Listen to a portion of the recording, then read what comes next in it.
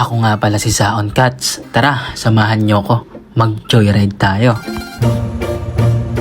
Nagsalamin na ako dyan kasi nakakasilaw ang araw at nasisilaw ako sa kagandahan ng aking girlfriend. Ihatid ko muna yung girlfriend ko sa kanyang klase at ayun na nga, nandito na kami. Tinanggalan ko na siya ng helmet kasi meron silang defense thesis na gaganapin. Kaya good luck, mahal.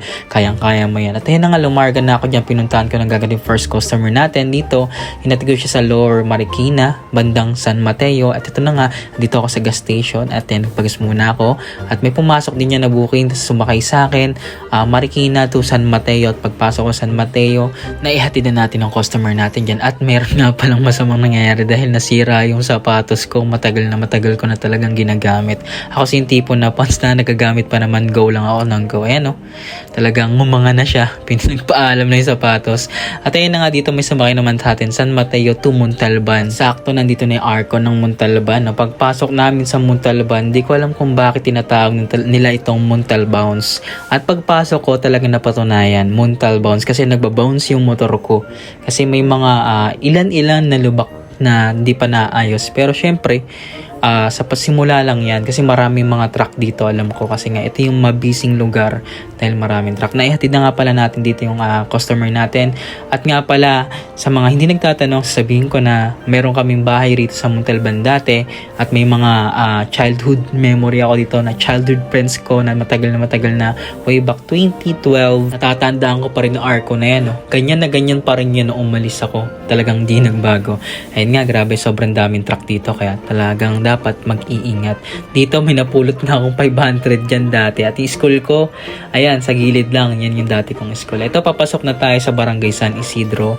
Doon kami sa Punong Diablo kung tawagin. At ayan, mayroon ng court dito. Dati mga puno lang yan.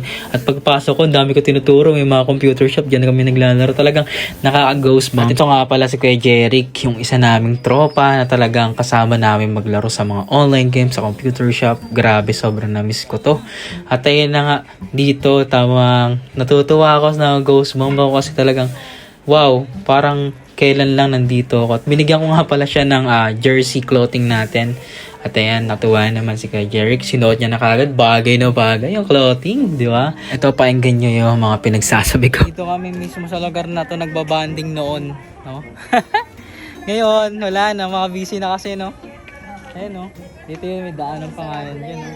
Ganun talaga, lumilipas ang panahon, nagbabago ang panahon. Kaya nga sinasabi nila na mahalaga ang oras na dapat sulitin mo. Which is sobrang nakaka-ghost bomb. Kasi napuntahan ko ulit yung dating lugar na kung saan kinalakihan ko. Way back 2012. Grabe, 10 years na pala ako nawala rito at talagang na-miss ko tong lugar na to. At to, grabe, sobrang improvement ng lugar kasi may mga 7-Eleven na at grabe yung kwentuhan namin dito ni Kuya Jeric. Talagang solid. At yun na nga, pinuntahan namin yung mga kakilala namin dito. At dito sa may tindahan, sila ate, kilala pa rin ako hanggang ngayon, pati sila mama. Habang naglalakad kami, talagang pinag-uusapan namin yung nakaraan. Dito may computer shop pa dyan at yun na yung nangyayari. Sila Clifford pa nga ako pinano ng bakal na ito. Bakal? Oo, nag-away kami yan. Gawin kami yata. Nakalimutan mo na? Pagampas. Inumpas ko siya ng bakal. Nakuha niyo sa akin. Pinalo din sa akin. Gagawan tayo sa bakal noon. Oo. Bakal? Ha? Akampasin niya ako ng bakal. Ano? Ano yung sa laro? Oo. Oo, nag-aataran kasi kami dati. Oo. Parang kami, nagkapikunan na. Ang laki ng bukol ko dito na, no? Nakakatuwa pag-usapan yung mga dati namin nakaraan. Ayun na, nag-food trip muna kami dito at nandito si Kuya Jason, ang isa sa pinakamalupit na online gamer dito. At ayun na nga, grabe yung kwentuhan namin dyan. Talaga, na-miss ko sila ng sobra. Yeah, kumusta man? Gusto man. Nalusaw ka na. Ibigay ako sa'yo. Basahin mo. Ano? Tao ka lang. Tao ka, problema lang. Akala ko iba yung nakasulat. Otek ka. Akala ko nakalagay tao ka ba? Parang hindi.